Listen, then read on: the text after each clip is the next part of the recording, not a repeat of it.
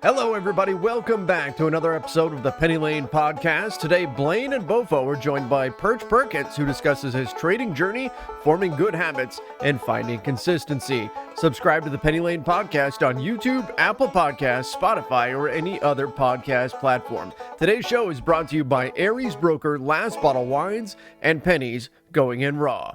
Enjoy. The stock market is hotter than ever right now, and traders are taking advantage. But what does that mean for the people who still haven't started trading? The market can be a little intimidating at first, but you don't have to be alone in the learning experience. We at the Pennies Going in Raw podcast are here to help you. I'm Dan, and with my co-host Hugh Henney, we make the stock market a fun but informative experience for our listeners. We offer knowledge for all levels of traders, from beginners to those who do it full time. On PGIR, we discuss up-to-date news about the stock market and interview other traders who all started out just like us and made it big. You'll hear from Hugh and other multi-millionaire traders, founders and CEOs of companies, FinTwit superstars, and even professional athletes. Have you ever thought about investing your hard-earned cash but don't know where to start? Do you have money just sitting in your savings account collecting dust? We were all there once too. Listen to Pennies Going in Raw on the iHeartRadio app, on Apple Podcasts, or wherever you get your podcasts. Perch, hi, welcome to the Penny Lane Podcast. How are Hey, you? Blayne. Thanks for having me. I'm great. Man, you sounded real excited to be here, which I like. I am thrilled. I've been a huge fan for so long. I can't believe this is happening. Just ecstatic right now. Thank you. Thank you. As someone who loves to hear people talk about me, why are you, are you a real fan? Do you listen to a lot of episodes? I am, yeah. I kind of restarted my trading journey in December of last year, and on my drive to my new new state I was living in, I downloaded like 5 or 6 episodes, and that drive across Iowa was awful, but I had, a bunch of Penny Lane pod episodes to keep me company during the way, and got me so fired up. And ever since then, I've been trying to keep up with every episode. Can't believe I'm actually here. Well, it's wild. Thank you. Did you know, I tell Shark this every week when we get our charts on where the podcast is charting, that we're number 320 on the U.S. comedy podcast charts, which is really the thing I'm proudest of. That is insane. I love it. I always get a Right? good chuckle out of this too. So I'm glad you're, branching off into that category now. I We're not mean, good traders, but we're funny. yeah, Oh, you guys are great. Shark's always how in the world are why? And I was like, I don't know, Shark. When I was filling out the thing, it made you do categories, and I picked investing, business, and comedy. And he was like, it's not comedy. And I'm like, well, turns out the people like it. I love it. So anyway, yeah, we're here to, I think our original tagline was celebrate with you on the green days and make you laugh on the red days. It's perfect for That's that. fitting, yeah. I like that Yeah. a lot. Yeah. BOFO, welcome back to the Penny Lane Podcast. How Thanks are for you? having me. I am great, and I am happy to be here. You're becoming quite the little regular. Yeah, trying to weasel my way in here as much as I can. Yeah. Have I seen you since the PJ Matlock episode? Have we done any others? That might have been the last one that we did together, actually. Are you still reeling? Yeah, that was Yeah. so down to earth. Just really cool talking to somebody who was, honestly one of the first people I followed on Twitter, I wrote PJ a thank you letter today. Handwritten? It's right here. I won't show you because it has his address, but I wrote it today. That's Oh, wow. awesome. That was a Yeah. great episode. Fantastic. So, did you listen to it? I did, yeah. Did PJ impact your trading career at all? I mean, I think he's impacted everyone's trading career. Atlas was that's, where I gravitated towards during the pandemic, when I really put my head down to try and figure all this out. And I don't think anyone can deny that Atlas created this culture, really. Totally. It's crazy. Perch, what did you mean when you said that you restarted your trading journey in December?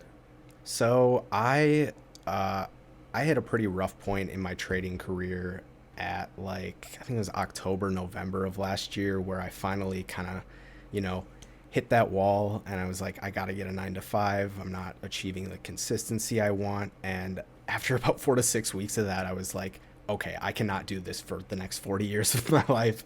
I have to reapply myself to trading. And so, so I came up with a whole plan to kind of restart my trading career, which involved completely transforming my lifestyle, my environment. I moved to a place alone where I don't know anybody, just so I could sit down and, you know, push myself at this for a year. So that was kind of my Perch's last stand with trading. And Well, okay, let's back up then for a second. So Yeah.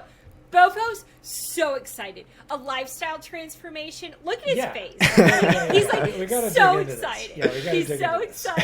excited. So were you full-time trading before October or whatever? I guess you could call it that. Yeah, I lost everything like during the pandemic. All my opportunities for starting a career. I graduated college.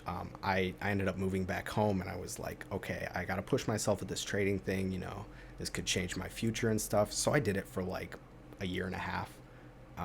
But I didn't consider it full time. It was just kind of like a side hustle or whatever, but I didn't actually have that main hustle. No. So I considered it a side hustle in college, and then I just kind of kept doing it after I graduated during the pandemic. Yeah. Okay. And so that was what, marginal success, or you were losing, or what? I started off like at the absolute bottom. I think my Robinhood was down like 89%. Those first few days of March. I went from like $7,000 that I had saved up in college to like $800. I was just devastated. And I was big into like biotechs at the time. So my entire portfolio was like small cap biotechs, which at the time I thought were like the best companies ever, with all these big price targets on them. It was, my portfolio was a mess. I like lost everything, sold rock bottom when the market crashed. And then, I rebought all the positions the next day, thinking that they had bottomed or whatever. But I didn't know about wash sales at the time, so I'd pretty much eliminated that I could claim those losses for my taxes. Goodness. Just L after L. And then I want to say the first 2 weeks of the pandemic, I built my account back up to like 2 or 3K, playing names like CODX, what was it? iBio? Yeah, iBio, TNXP, Vaxart, Inovio. So that was fun. It was like I could go on StockTwits and see what was hot and start doing this. And then once there was no demand for my work anymore, I moved home thinking, oh, this COVID thing, this will last like a month or two or whatever. But in the meantime, I was like, let's, take advantage of this opportunity. It's a setback in my life, but I want to see if I can, grow this little account and see what happens. Nice. And that was the pandemic, and so you grew your account back up through the pandemic, but then you said you hit a wall. Yeah, I would say. So were you swinging until this past year? Oh man, yeah. So I started swinging, and then I sold everything once I moved back home, and I was like, okay, I'll download Webull. I want to put my best effort forward to wake up at 3 a.m. Pre-market gappers were nuts at the time. So within like 2 months, I had put my account up about 750%. So I was like, oh man, like I can totally do this. But I mean, if you looked around at the time, everyone was making money. Everyone was making life-changing percents. Things were gapping up, thousands of percents overnight. It was insane. So I kind of thought maybe some of that initial success was just due to the environment that was presented at the beginning of the pandemic. So I kind of kept my original base hits mentality of just taking my, 20, 30, 50% or whatever, and not just holding on and hoping for a home run on every single play. But that started to get discouraging because I saw everyone was just, changing their life on AMC, Neuro, Kodak, SPY, all those big names. And So I was just trying to hit home runs like the entire time. Then I found Atlas, Momentum Room, great education in there, and I started actually like trading with a system, or so I thought. I just mentally could not start putting size behind my trades, and that's really what that limited me for probably all of 2021, I want to say. So that was Okay. yeah. So then what was the breaking point in October? I think I just looked at my account and how much I was making every day, and I had finally gotten over PDT. And I had some bad habits when I got over PDT, but since I was over PDT, they weren't just bad habits; they were bad habits with size. So I was making money, just not in a super consistent way, and not enough. I felt like, I guess, since we're constantly exposed to big names on FinTwit, it's so easy to feel inferior and like what you're doing isn't enough and that you'll never reach that point. And it really just got to me. So I was like, okay, I'll get a 9 to 5. Like it was pretty much me admitting defeat, like that I would never, achieve that status that I was so used to seeing. And was that 9 to 5 that you got, was that across the country like you referenced? No, it was actually 100% remote. Once I did that, I think it was 2 months. I was still kind of trading on the side, but the dream had kind of, shriveled up and died inside of me, and I knew I wasn't going to make it as a trader. But as soon as, I got back into the 9 to 5 and realized, I was like, no chance I'm doing this You're for like, the next "This 40 years. sucks." I was like, this is awful. I am going to do whatever it takes. Like, trading, difficult and strenuous, absolutely. But it does not suck the life out of me like a 9 to 5 does. Yeah. Like, And then absolutely not. Then you listened to the pod, and all of a sudden stuff started turning around for you. I did, and I did the most impulsive thing of my life. I just told everyone that I knew in my family that I am moving out to South Dakota. I was living in Wisconsin at the time. I just said, hey, I'm packing up everything and moving to South Dakota, and I'm taking a year, setting it aside, and I'm going to change my life. Like, I'm going to, start working out, start eating healthy, taking my mental health seriously and taking care of my body. I'm going to push myself at trading so that if I fail, I at least know that I put everything into this in a good environment with not as many external variables that were negatively impacting me, I guess you could say. So I just said continuing to be mediocre at trading, that's no longer an option. Like I have to do this. So, spoiler alert, trading is going fantastic for you. How's the other stuff going? It's been good. Yeah. So I actually, once I started having discipline, waking up at 2:45 to run, lift, cook myself a good breakfast. 2:45? 2:45 Central. Yeah. Yeah. So I will. 2:45 a.m. Yeah. Yeah. And I've been doing that for like 2 years now, and I know yeah. All my friends and family are like, "Why are you doing that?" But All right, so it's past your bedtime already then. right. Yeah. No, I go to bed at like 6:30 or 7, so I make sure to get that 7-8 hours, and it's just kind of natural. But I guess no one wakes up at 2:30 a.m. just because it's natural or enjoyable. Like, you have to have something driving that, whether it's wanting to prove someone wrong, wanting to prove something to yourself. Like, yeah, it's definitely unnatural, but I've stuck with it, and I'm proud of that. Blayne, I thought we were being disciplined until now. We gotta I know. move I know. our wake up time up, I guess. Do better. Yeah. That's really interesting because I have felt like I've done everything I possibly can in trading, and I've pushed as hard as I can on the podcast to try to make the two things work in a way that I would make a living for me. And just this weekend, I was like, I can't do it. I've tried as hard as I can try. I've left everything on the table. I've made sacrifices. I've done everything. And I was like, I gotta figure something else out, Jimmy. My husband, I was like, I just can't do it. And so we talked through for a couple hours,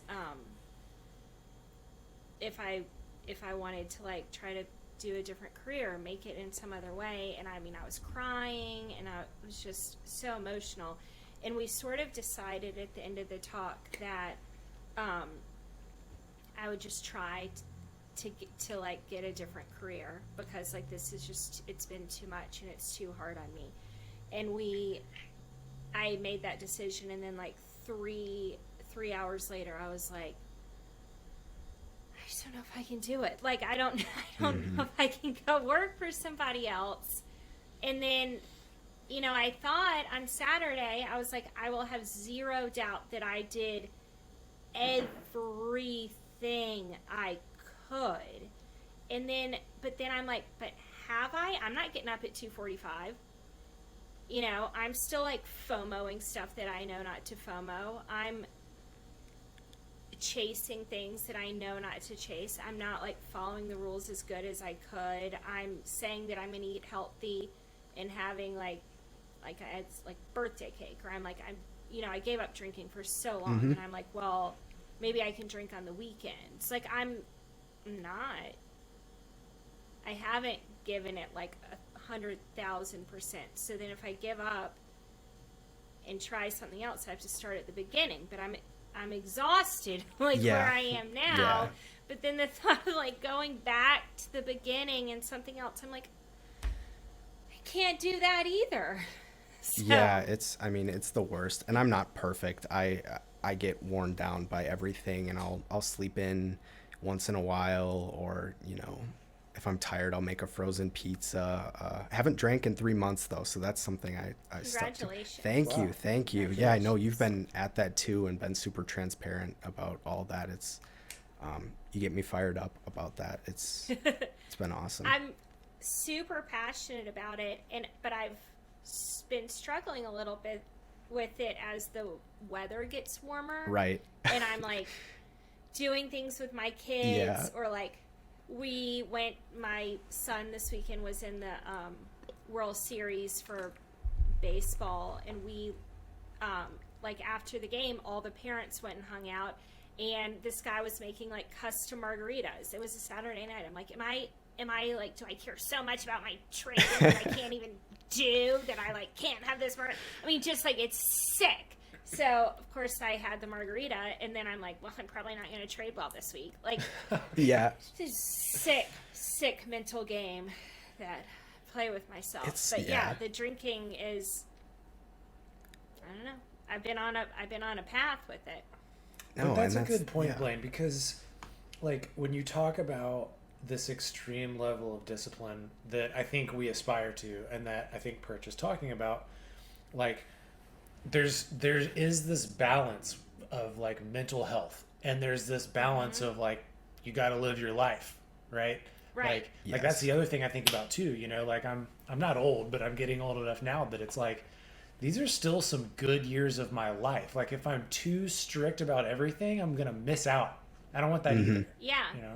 Yeah. Do I want to be the mom who can't hang out after? And I don't think that I have to be sober because like it's not like if she has one drink, she's going to have 15. Like that's not the issue, right? But do I want to miss out on fun stuff in my kid's life? Like that, I don't know. It's so hard. It's so hard. No, I totally know what you mean. And I'm not saying like everyone has to do it or anything. Like I feel the same way. I feel like I'm missing out. I'm trying to eliminate those feelings and just say, you know what, this is just a year. Just, you know, I've spent more time doing worse things. But no, I definitely get FOMO in real life as well. Sure. I mean, you're like a first-year law associate or whatever they call them, right? Like it's sort of similar of like putting in all that time in hopes of, I don't know. Do you get the correlation? Yeah. No? Yeah. And I guess I thought doing all this stuff was just going to like pay off and it would be great, but like it was not. I got here and was just a wreck. Like I'm out here alone. I don't know anyone within like 3.5 hours of here. And you know, I was like drinking is great as a social thing, and I think it's great in moderation, but when you're drinking alone, it becomes dangerous like very fast and like a bad habit. So I was like drinking, I'm always alone. I was super, super anxious. Just, I don't know. It was supposed to be this incredible like adventure, and I got here and was just not doing so hot. So that's when I started to like hop on voice with Bofo and Mikey and Real Ones in the morning, and I think that kind of like came in my life at the exact perfect time and was just what I needed. Which is crazy. Like, I don't want to be soft on the podcast and say it changed my life, but it definitely did. Like, listening to those two, going over,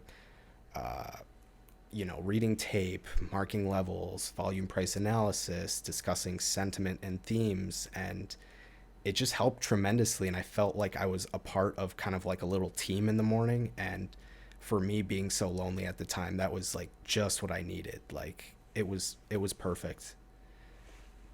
This episode is sponsored by Aries, the newest trading broker offering both mobile and desktop trading. The app is built for retail traders by retail traders, and they welcome user feedback. Do you ever nail the entry on a trade but can't get filled? You won't need to worry about that anymore because they are a self-clearing brokerage direct to exchange with TradeStation, and they are much faster than other brokerages that route through a clearinghouse. Aries is a multi-asset platform. You are able to trade stocks, options, futures, index options, crypto, and micros. You are also able to buy, sell, and trade cryptocurrencies. Lastly, earn up to 5% interest on eligible crypto assets with no lockups. Aries has partners and offers many free tools such as advanced charting, TradingView with unlimited charting and indicators, free options flow, dark pool data, and many more tools on their roadmap to come. This is on average a $50 to $100 per month value, all for free. Finally, you can withdraw and deposit actual crypto and transfer to the US dollar and use it to trade any trading assets offered. Aries is the first brokerage to offer this. Please click the link in our bio or go to www.tradearies.com/PennyLane to sign up for an account today. Yeah, that's a big thing. Like, I think because there was a while there in Real Ones where we were doing voice all day, right? And Mikey and I have been doing pre-market voice for a really long time, even before that and even after that. And I think as much as people enjoyed the trading component of it, I think just the camaraderie component of it was just as important, because training could be so lonely, Mm-hmm. And like, I've developed so many great friends in trading, and a lot of that has to do with being able to talk on voice through Discord or however else. So yeah, it's a big deal. I mean, that resonates with me. I feel you there. No, it makes a huge difference. And now I've gotten so close with like Callum T1902, Techie Trader, Trade and Fade, and that's all through the Penny Lane like community too. Like, I met them in a comment section. I'm like, those are I was my gonna people. say, like, do you see what you've created here? Like, this is incredible. I've met people that have similar strategies, or BOFO as well. Like, we're at like the same place. I mean, these people are like hungry. They're honest, humble, transparent, and ethical, and that stuff is just so rare in this game. I mean, all I saw on FinTwit for a long time was hate, jealousy, ego, fraud, and it just kind of wears down on you after a while. And it's great to be surrounded by who I am surrounded by at this point. Very thankful for them. Yeah, That's amazing. that is amazing. Good old Callum. Yeah. Good old Callum. I'm just gonna take my profit and fuck off. Yeah. Fuck off for the day. I'm not fucking around here. It's always something. God, I love him. I need to check in with him later. So, Perch, tell us, like, part of the reason that we brought you on is because you have been exhibiting this insane consistency and kind of came out of nowhere, and also you've been able to size into it flawlessly. So how did that all come to be? Like, where did you find this strategy? How did you work on it? How's that been going? Talk about it. Yeah, definitely. So in 2020 and 2021, I excelled at sympathies. Like those were my things. I loved sector runs. I would take detailed notes, what followed what, in which order did they follow, how strong the sympathy moves were. And I felt like it gave me an advantage for the next time the sector ripped. But sadly, as you've seen this year, we don't have those sympathy moves. So I started watching these sectors when no one else was watching them and noticed that, hey, wait a second, these follow each other like perfectly. How can I make money off of this? So I started grouping stocks up by pairs, whether they were, automobile, uranium, renewable energy, food plays, other sectors, and trading those and kind of seeing how they react to the overall market, or say like an indice like CL for oil. So I pretty much made these little baskets of stocks and realized that I could scalp them with, I was using small size at the time, maybe 150, 200 shares, and I could scalp them up, 5, 10, 15, 20 cents. And I was struggling with small caps this year. I won't lie, like I have not been the best momentum trader this year, and I found out that, look, I'm putting myself in a hole during pre-market and open every single day and digging myself out with this sector trading strategy. And so I posted that on Twitter. Hello. Talk about it. We just talked about this too. I don't know why, but like BOFO and I trade well going to break even, right? Like when we're down, we can trade like no one's business to get back to break even. But once it's going from break even to say, 1,000, 2,000 or whatever, like why is that more difficult than going from down 1,000 to zero? So that's been working for you like gangbusters. It has, yeah. And so I noticed that I was digging myself in these holes and posted that on Twitter. And one day, Colorado Mike, shout out to Mikey on Twitter, super positive guy, I love him. He was like, what if you just skip that first part? I was like, okay, I got a good chuckle out of it. And then that got me thinking. I was like, wait, what if I just didn't trade something that isn't working and I just trade these sectors? So I did that, and that was, I think, my first $500 day. And I was like, oh my God, like, biggest day of the year, and I just did what works, but it's got to be a fluke or whatever. And then did the same thing the next day. And that weekend I was like, oh my God, like what if this just works? And so I just started, Herv, shout out to Herv Trades. He told me to start scaling up in smaller increments. Don't go from 500 to 1,500 shares, go from 500 to 750, or 500 to 600. And so I started doing that with this strategy, and my days just kind of started building up bigger. And with that, I definitely gained that confidence and conviction to trust myself during these trades. So yeah, I was pretty much watching level 2 like a hawk all day. I was working a 9 to 5. So I needed a strategy that worked for the little time that I had when I wasn't working my 9 to 5. So if I look over, these stocks are either going up or down.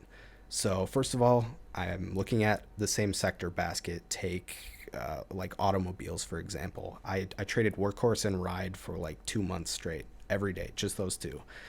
So I'd watch level 2 and find which one of them is lagging, because at the end of every day, I know that their intraday charts are going to look exactly the same, it's just a little pattern I noticed. And I was like, how can I profit off of this? So I would take size on the lagging name when the ask is getting chipped for going long, or the bid starts getting sold into when going short. And so pretty much I'm going to be the last one to break that wall to the upside or downside, which means that with size, I'm instantly in the money, which is sick, because I don't like taking big size on things. I like eliminating risk, and this strategy allowed me to be confident, take size, and be instantly in the money. And then pretty much all I do is watch those big bids or big asks move in my direction. And then once, SPY or the sector starts to reverse, I'm able to sell my position and then flip my bias. So yeah, that's pretty much my strategy. Nothing too complicated, just trading sectors and scalping size on, 2, 5, 10-cent moves just over and over and over. That's great, man. And it must Yeah, feel that's awesome to awesome. have a strategy that works, like, and it just continued to work. And like you found other pairs now that you're trading too, right? Yeah. I started trading uranium, and I told like Callum and Justin about this, and Callum was like, "Oh, what about like NXE that's in the sector?" And I was like, "Oh my gosh, like I didn't know about that." And we've been banking on that like every day. And I think just being a part of a team now, you get more sets of eyes and people's brains behind something, and it just takes it to the next level. It's a beautiful thing. Like, I'm not alone. I can share this with others, and if this helps others survive this rocky, period of small caps where there's no momentum, follow through, or anything, like that's great.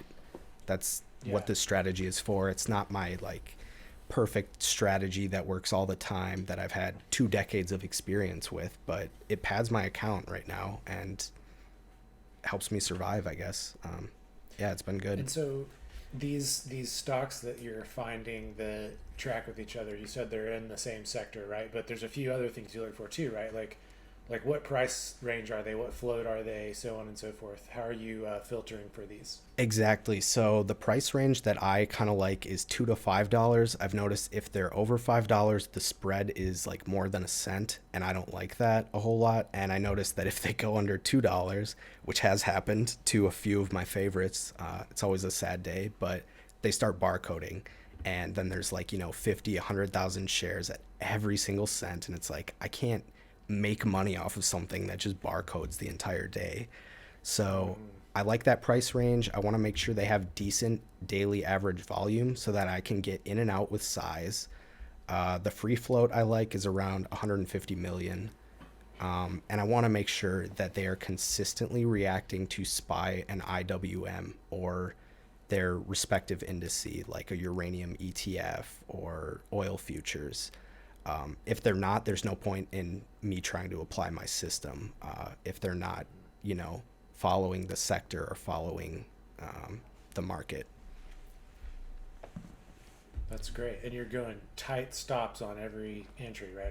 Yeah. Are you letting it go against you at all, or are you I mean, once in a while it'll go like 2 or 3 cents against me, but that's about it. I usually will, if I see the bid getting chipped and I'm in heavy, I'll sell into that bid for a small loss or let it go maybe a cent against me. But no, and that was a big thing for me. I was, getting wicked out of a lot of small cap plays and stuff. I was like, oh, I wish I could just risk, 1 penny or 2 cents or something. And this kind of works for that.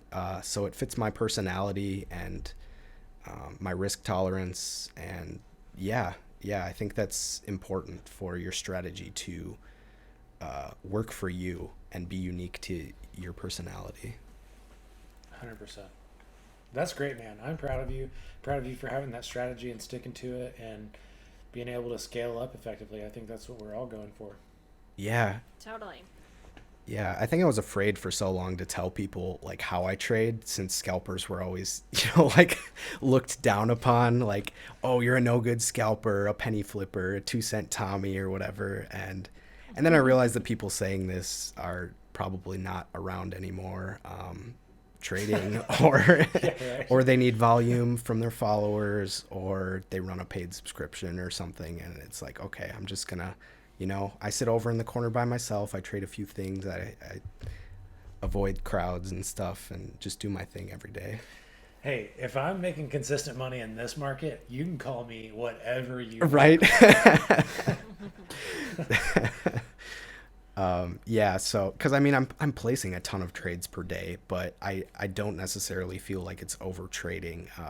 Like Blayne, if you were placing 300 trades a day, like that's probably over trading for your strategy. I do like Yeah, and see if I were four, Yeah. I'm like, whoa. right. But I did do like 65. Oh, wow. Okay. back in my small cap Mm-hmm. days. That's the thing. Yeah, So. it's people look at that number of trades and they're like, blows their mind because, you know, like large caps and options traders that want the bigger moves and everything. It's like, okay, I see my setup maybe a handful of times a day. Yeah. But scalpers, you know, like we're playing those micro time frames. Like we got to be in and out a bunch of times. Yeah, exactly. If I made 3 trades in a day, I'd probably be up like 100 or $150 or something. And that's kind of under trading because there are more opportunities there. And I don't know. I just don't think there's like a one size fits all strategy or number of trades. Totally. So yeah, it's been nice.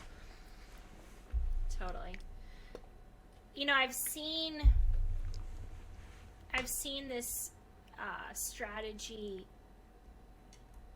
go like the opposite way sometimes of like a small caps trader who is just really afraid to lose much, so they'll just like take a trade and then put on a super tight stop loss and then just get stopped out and stopped out and stopped out, and then it like perpetuates that they're just only getting, and that's maddening. So I think it's interesting that you're sort of like doing like a little bit the opposite of that. Is that fair? Of like you're like gaining that momentum sort of in the other Right. way. Yeah. I'm Like, making sure the play goes in my direction. Like I'm the last one to break down that wall, so that I've been filling like at the mid cent point. I know Real Simple Ariel talked about this in his episode, but I'm filling at that mid cent, and then once I break down the wall, you know, that bid moves up with me and I'm already in the money. Like I don't want to say that it's zero risk, because I definitely have gotten hurt, and it's not a perfect strategy. I'm still learning, but it works for me, and yeah, I'm able to really keep my risk tight, and I think that's crucial for right now. So many people are, you know, blowing up their accounts and stuff, and it's sad to see, but I'm just trying to stay safe and stick to base hits. totally. Yeah, that's the difference. I think Blayne is like what Perch is doing is not that it's not based on levels. Like I think he probably does have levels and he probably does have areas that he expects price to do certain things, but it's really more dependent on the level 2 and you seeing the orders going through at certain price levels and kind of catching that, you know, coattails on it, if you will. Yeah. Yeah, absolutely. And I think that's really important. Like you mentioned, is watching the level 2 at these key levels. Like staring at tape all day will drive you nuts. It is, I almost feel like it's detrimental to your progress if you're just staring at it all day. Like use your mental capital sparingly and just stare at the tape during like key points, key levels, and see how it behaves. That would be like my biggest advice. Because if you're just staring at it all day, like the entire market open, it's maddening. It'll like burn your eyes to stare at it for that long. Yeah, you can exhaust yourself for sure. So where do you go from here, Perch? What's on the horizon for you now that you have this slam dunk strategy going? I don't know. I mean, I'm gonna be honest. The last 2 weeks, I've ran into some mental obstacles. I had the biggest week of my entire career, the first week of May, and that weekend I was like, wow, like I can do this, like easy. You know, I was like, I'm gonna quit my job. I called my parents. They were like, wow, that's crazy. And I was just like, yeah, like I got this now. And that Monday went great or whatever. And I got comfortable. And I came in on Tuesday and got smacked and had my biggest red day of the year. And I mean, it's great because I'm out in the middle of nowhere and I trade for a living. So like if something goes wrong, it's completely on me. And I was like, what happened? Like what happened today? And I was just oversizing and I got comfortable. And that's what happens when you get comfortable or like cocky at all. Like the market will not hesitate to humble you, and I mean you always got to stay on your toes and put yourself in an uncomfortable situation or account for, you know, external variables that I don't know, I just couldn't deal with it. It got to my head. Seeing that amount that I withdrew hit my checking account really messed with my head. I was like, wow, this is like a lot of money that I'm putting into these positions and making. And I was so emotionless with everything for so long. And once it hit my checking account, I was like, oh my God, like I got spooked a little bit. I won't lie. Yeah, it freaked me out. Something to point out is when you just mentioned your biggest red day of the year, it was like tiny. Yeah, it was like $280, but for me, that it hurt, man. Like I thought I was unstoppable and stuff, but no, like I don't have a perfect system. As soon as you posted that, I was like, read the room. I know, man. BOFO Like, always. you're I gonna love come that. I in love that like- you always check me. Like, oh my gosh, sob story. I just had my biggest red of the year, $280. Yeah. Which, don't get me wrong, like that's a big red day for some people. That's not a big red day for you. No, That's like, I don't know. I just got so used to hitting new personal records every day, and I lost confidence that day. I was scrambling around, and it just hurt, I think. And I've been kind of just building my way back up since then. Just, focusing on kind of the process and what my life could look like if I only trade 2 hours in the morning and just do this system and, the freedom I could have and stuff. So I'm trying to find more balance rather than just going for PR days every day. And yeah, man, because if you're like me too, like I don't have that, deal like you were talking about where like, oh, it's the pre-market and the open that I get red. Like today, Yeah. even I was green in pre-market, had a nice cushion, started to make a little bit after open, had a decent day going, and then I went downhill. Yeah. So you can, if walking away when you have a nice day it's a good thing to do, and it's honestly a skill because I can't get myself to quit when I'm ahead sometimes. it really is. Yeah. And Blayne, I really appreciate how like transparent you've been about like, oh, I broke my rules. I walked back to my monitors. I had a level marked. I wanted to trade and stuff, because no one says that on FinTwit, and it's good to know that like I'm not alone, and that really is a big issue. And it's so hard. Like why is making X amount like not enough for me anymore? It's just crazy. Like Another thing that I've been, like I told you I had a bad day this past weekend, but for the past month, I've been like trading when I say that I'm not going to trade. And I had to sort of have another talk with myself of like, is this an addiction now? Like after talking to Noah Schwartz, the poker player who said he had a gambling addiction, I had to be like, what if that's all this is? Like it, and then I was like, no, that cannot be all this is. And I have had like a very, very strict kind of, so similar with my drinking, but the last couple of days I'm like, yeah, no, I'm not going to trade. And it's been fine. Like I went to work this morning, and usually when I go to work, I'm like trying to hurry home so I can like get a trade or whatever. And I stayed in the office a little bit longer than I even needed to, got home around 11:30, took a spy call, and then was like, well, this is a nice day. Like, as opposed to like, I gotta get home. It's, yeah. I don't know.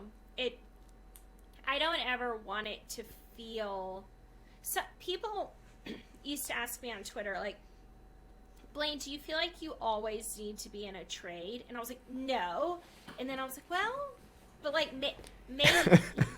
and the Apple thing helps so much with like, you've had a nice day and you can call it here. Yeah, definitely. I remember April, you were having so many consecutive 4-figure days, but they were like 10 minutes into open, and I was like, Blayne, like that's incredible. And you just walked away for those days, and you're like, yep, locking in my 1,000 whatever. And I was like, that's amazing. Like we have to take into consideration that we're doing this for freedom as well, and being able to just say, wow, I made this much, I can just walk away and enjoy the rest of my day. Like BOFO, I know you were going to the beach some days when you're on vacation, Oh my going to the gosh, pool. dude, Like, I was just about to talk about that because sitting here listening to you guys talk, it just reminded me that, like, it's gonna end up being. Last week was pretty good. It might be my best week this week. The week I was on, best week this month. The week I was on vacation, that I woke up, traded a little bit, didn't feel like I needed to take a trade, made some money, and then hit the beach. Like that was better for my mental health. I traded better. I was all there the whole time that I was trading, and I didn't feel the pressure to take a trade if it wasn't there. Yeah. And that worked beautifully. I've done a horrible job of carrying that forward into, the rest of this month. And the other thing you mentioned, Perch, or Blayne, about gambling, when we scalp like we do, it's almost like the slot machine, right? It's like over and over and over again, like trying this scalp, trying this scalp, trying this scalp, trying this scalp. And I think it makes it difficult sometimes to walk away and like put that stopping point in, where if I was only taking maybe 5 trades a day or something, or like really needed to find my setup, there's like a much clearer gap between. yeah. So Yeah. there are pitfalls to this, and I've wondered the same thing, Blayne. Like, oh, am I addicted? Yeah. And I think sometimes I am. I don't. Yeah. I mean, looking at like I'll track on I've got my phone, which I'm not trading on my phone. That's my rule. But I've got my screen, and like taking that trade and it immediately being green is like, it's like the most amazing feeling. So I'm like, well, I mean, if there is some kind of addiction here, because there's that like trigger of like, that's money I didn't have. Yeah, and I think that's what helped me do so well and hit these record days was I was just treating it like a video game, and I'm just clicking around, executing my system, no emotions, and that was that. And then the second I think it's money, I was freaking out about my size, not following my plan. And like BOFO said, I was just going back because I'm like, oh, if I just get this, then I can be more green or whatever. And I mean, it's been tough. I feel like no matter where you're at on your trading journey, you're always going to be facing new obstacles. So it's been tough. Like I won't lie. It's, my system isn't perfect. I'm not perfect. And just, playing through the broken ankles and learning as we go. Irrational exuberance? When it comes to killer wine at drastically low prices, 30 to 70% off retail and free shipping, we live for that here at Last Bottle Wines. Whether you went long or short on GameStop, you'll need a glass of something terrifically tasty, and we've got the goods. Last Bottle is a daily wine site based in Napa, California. One wine every day at Black Swan event prices, usually 30 to 70% off until, poof, it's gone. Whether you're a pound-the-table type, think ultra-crisp, quaffable Sauvignon Blanc, or a dividend aristocrat, Burgundy, or Napa Cab, there simply is no better place to buy wine on the web, and they always have free shipping. Last Bottle has a deal just for Penny Lane listeners. Use promo code PENNY10 to save 10% on your next order with Last Bottle. The code is good for one order and one order only. So, Perch, obviously we're not seeing you on this, and I have no idea what you look like or what body type you have, but I'm very interested to know if you've lost any weight on your new So regime. I grew up as like the shortest, skinniest kid in my entire school, like all the time. I mean, I hit my growth spurt like junior year of college. It was crazy. I wasn't even 5 foot tall. Like when I got to college, I was like 90 some pounds or whatever. And I mean, I've tried to bulk up. So losing weight was like, I just wanted to put on weight. I wanted to put some meat on the bones. Yeah. And since I got here, and I was 129.2 pounds on I weighed myself January 1st because it was my New Year's resolution. That's kind of when things took a turn for the better. And since then, I'm up 21.5 pounds. So I'm pretty thrilled. hoping Jacked. to come up. Bofo, I see you out there, just flexing the guns. Casually- Yeah, I know. casually being It's fit. crazy. Yeah. No, I just wanted to put some meat on the bones, and since I am disappearing for a year, I wanted to pop up and be looking a little bit better for. Yeah. Cool. Are you doing any cardio, or is it a lot of? I am. Yeah, weightlifting, like in the or morning, what's- cardio just it really just gets me going. I don't know if it's those endorphins or whatever, but yeah, I'll hit the treadmill. I hate running. I like the cycle or whatever it's called, but man, that just hits different at 3-4 in the morning. Like it gets me going. Then come upstairs, Mikey put me onto this Ghost Gamer powder that just, Oh my gosh, you're on the gamer juice dude, too? it is so much better. What is so it's it? like this Blayne, wait a second. You like Swedish Fish? They have Swedish Fish. Yes! Hear me out. It is the red berry, like Swedish Fish flavored energy powder. And it's like a blend of like natural caffeine, nootropics, all of these vitamins and whatnot. And you just shake it up. And I do this thing where I'll put it in a bottle and set an alarm for like 2:15. I'll wake up at 2:15, slam the whole bottle, and then go back to sleep. And I wake up like 2:45 and I'm wired. Like I'm good to go. I shoot out of the bed, it's awesome. It's like caffeine from coffee, but you don't have the same crash or like Wow. it's great. Shout out to Mikey for that. That stuff gets me going. What a Shout bizarre out. routine to do. To It's wake up at 2:15, chug this drink, go back to sleep, and then dude, it's I've weird. never heard of It's anything. I was really Have you never?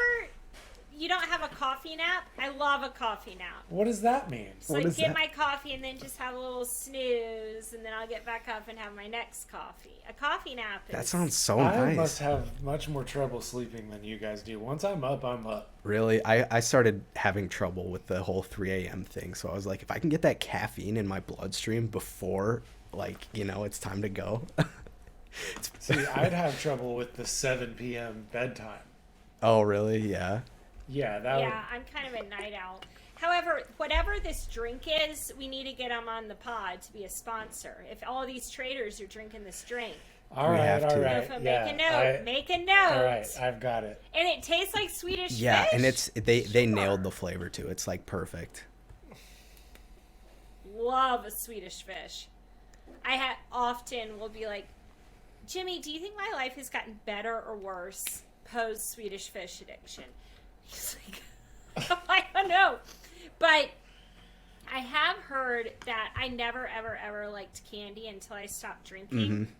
And I've heard that that's a very common thing. Yeah, I feel like you need a treat or something to like reward yourself with, or like a guilty pleasure that isn't alcohol. Like I've been on a binge with fancy water, like imported carbonated mineral water, Oh, and I'm yeah. like, this is Oh, great. I've got, oh, yeah, Perrier, San Pellegrino, Topo Chico, and it's just a nice Yes. little treat. I still get to hold a can A and little treat. Okay. oh, My, This is a soda stream. And Herv got me onto this because when I went and visited him in Denver, he had this. And so my girlfriend and I also bought like a fruit infuser. So we've been like infusing different combinations of fruit, and then we'll do the carbonation in the soda stream. It's pretty good. that sounds so good. my brother-in-law, not Justin, my other brother-in-law who's never been on the podcast, is sober, and he goes through like probably 7 to 8 12 packs of fancy water a week. He just like rips them when he gets home from work. He's just like, and then when I first stopped drinking, I was like, what do you got for me? And he was like, oh, here's one here. Like, and I ordered them off Yep. the internet and was just going. And then I also got into Ken. If you're not on Ken, you got to get it. It's, it doesn't have CBD in it, but it's like a blend of something, and you drink it at night, and it tastes a little bit like a kombucha, but it tastes a little bit like a cocktail, and then you just have the best. You're gonna have to night's send me sleep. that It's link. so That sounds Ken? good. Ken, like in the K-E-N? South we say like, oh, we're kin. Oh, like K-I-N. family or Kin. Okay. Yeah. Huh. Oh, you're from the South. Yeah. Okay. Um, Kinfolk. if it wasn't a conflict of interest, I would have been like all up in their business to sponsor the pod. But we got one. It's amazing. There you go. 10% off with the code Penny10. Last Bottle Wine is legit an amazing company. Yeah, can't beat it. I've got a box back here that I'm going to unbox for you That's guys. gonna be how I break my dry Oh, yeah. streak. I know it. That 10% off is too tempting, and It's so good, and you can get like a whole case. And you know what? I've been meaning to unbox. Let me unbox right here while we're doing this. Ooh. You guys can keep going. All right, while she's doing that, Perch. So, let's see, January-ish, like at the end of this year, are you moving? yeah, I From think I'm gonna South rejoin society, and move somewhere where I actually like know people and stuff. I'd like to move out west, because I was like, if I can trade for like 2 hours a day, I could go skiing or hiking for the rest of the day. And I was like, that's great. And now I have a good bit of capital built up, but I'm gonna keep my 9 to 5 for the time being. But yeah, I'm hoping to move out west, like Denver, Utah, somewhere man. out there. And that's like what, end of 2022? That'll be December of this year. Yeah. And so you're gonna stay dry until then? You're gonna keep working out until then? Like, does all that go out the window when you're That's a done? good question. I always told myself, like, if this mental clarity and complete control of my emotions disappears when I start drinking again, I'll never touch this stuff again, because I feel so Yeah. good, and I'm finally at a great Good. place with my mental health, and trading has been great. I was like, this is changing my life. Like, that would be such a waste to just throw it away, so that I can, get hammered 2-3 nights a week. Yeah. Totally. Yeah, it's just not worth it for me. But All right, well, come December, we're gonna see those shirtless flex. I have to get tan first. All right. Are you guys ready to see Yes. what I got? Yeah, let's see it, Blayne. It came in like this styrofoam cooler. Perfectly wow. protected. There's 3 bottles in here. Uh-oh. Camera. Okay. First one is a champagne. Oh, it looks so it's a Chardonnay champagne. It looks so amazing. Wow. I love how they ship it. All right, what do we have? We have, oh my goodness, I can't even read that. It's so fancy.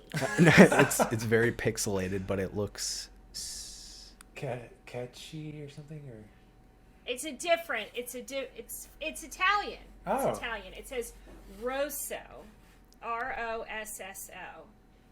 Oh, and look at this seal. sounds Doesn't delicious. that these just look look nice. What year are super these? fancy? Like, This is a 2020. okay. The champagne, I'm not sure. Oh, whoa, this is a ship in a storm. It's called The Devil to Pay. What could be more That is fitting? perfect. I love it. I already know This that is one's good. This is a 2019. How often do you guys, when you drink, how often do you judge a bottle of wine by its label? Because I'm 100%. It's crucial. Oh, It's so yeah. important. It's Yeah. The Devil to Pay red wine. It's 53% Malbec, 26% Cabernet Sauvignon, 11%. Ooh, can't say it. Petit Syrah? Verdot. Verdot. Verdot. Anyway, it's by Jack Tar Cellars, Napa, California. Anyway, Ooh. thank you, Last Bottle Wine. There's also something else in here. Oh. I'm so glad we can This do is this sweet. together. Yeah, you got to do an unboxing every episode. Yeah, if you can't tell, all 3 of us are sommeliers. Oh. Interesting. That's just something from the packaging. Just Anticlimactic. yeah, it was called a Nordic ice brick. So Oh, like, yeah, okay. I know those. but it wasn't cold, and it's also been in there like a week or 2. It used to be cold. But what in here could possibly I was need gonna to say, be I don't think you chilled? chill red wine, do you? Maybe. Well, you probably just don't want it to get hot. Okay. Yeah, it didn't get hot. It's been in my room temperature house. So I'm sure it's just for like the truck and then like sitting on your front porch, you know. Cool. And those Nordic things last a while, so that's probably a pretty good solution for them. Cool. Well, thank you, last bottle. Yeah, Cheers. let me know how those are. We went to Napa last year, and so now I know everything about wine. Of course. Actually, here's what I learned about Napa. Since I don't know anything about wine, like I could tell you if something is white or red, and I can tell you, oh, this tastes better than a box. You know, like that's about the extent of my knowledge of wine. So for me, going to Napa, it was all about the views and the food, because like wine's wine and it's good. You know. Yeah. So the people at Last Bottle said that if we wanted to, as like a podcast, we could come to Napa and visit their warehouse, and they were like, we will show you a good time. And I'm like, how soon can I go to Napa? Yeah, anyway, why? maybe we need to talk about this off air, but maybe that'll be our Penny Lane retreat. Yeah, why haven't we leveraged that yet? Jeez. That's great. It's fairly new information, but Okay, You know. I'm there. I'm always down for a good Alright. meetup. sure. Me too. Me too. Well, Perch, this has just been phenomenal. I'm so glad we could just have a nice little life chat. You know how happy that makes me. Me too. I mean, I feel like everyone's been so down on themselves lately. I know both of you are so hard on yourself, but I guess you never know how close you are to breaking through until things fall into place, and it all happens so quickly. So, you know, keep pushing, keep showing up, and keep your chins up. And Yeah, that It'll goes happen. for everybody. And even if you hit a hot streak, not out of the woods. no, do not You're get never comfortable. out of the Do woods. not Never get gets comfortable. easy. I feel like we need a group hug, Yeah, we do. a trading group hug. All right. Well, Perch, you know, I hope you'll come back. I hope we can reach back out in December, or we'll stay connected. But in December, you got to let us know if you changed your whole life, if this was life-changing generational wealth. you Yes, created. I hope it absolutely, is. absolutely. And generational abs. Yeah. And perfect mental Yep. health. Yeah, there you go. Yeah, and another like 15 pounds. I'm gonna be thick. All right. Well, thank you. Thanks so much, guys. By accessing this podcast, you acknowledge that the Penny Lane podcast makes no warranty, guarantee, or representation as to the accuracy or sufficiency of the information featured in this podcast.